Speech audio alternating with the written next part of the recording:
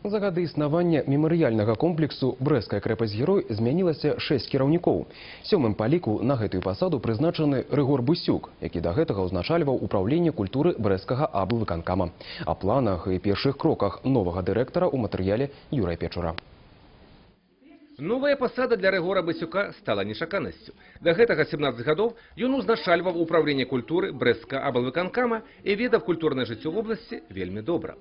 Мемарыяльны комплекс «Брэсцкай крэпасць-герой» на сёння гэта не толькі аб'ект культуры абласнога і рэспубліканскага значэння. Можна з поўнай упэўненасцю гаварыць, што саюзнага і міжнароднага. Таму на гэтую пасаду быў патрэбны кіраўнік шырокага светапогляду, высокаадукаваны, які знае культурнае асяроддзе, можа на роўных падтрымліваць адносіны з людзьмі з самага высокага рангу, тым больш, што опыт такой работы у яго ўжо ёсць. Учитывая очень важное значение мемориала «Брестская крепость-герой» в патриотическом воспитании молодежи, в вопросах становления гражданственности, и учитывая, что этот объект требует особого внимания и заботы и в организации содержательной деятельности всего трудового коллектива, было принято решение председателя областного исполнительного комитета согласиться на предложение Министерства культуры о назначении Григория Григорьевича Бусюка директором мемориального комплекса. Он тоже дал на это согласие. Планам на работу у нового кіраўніка шмат.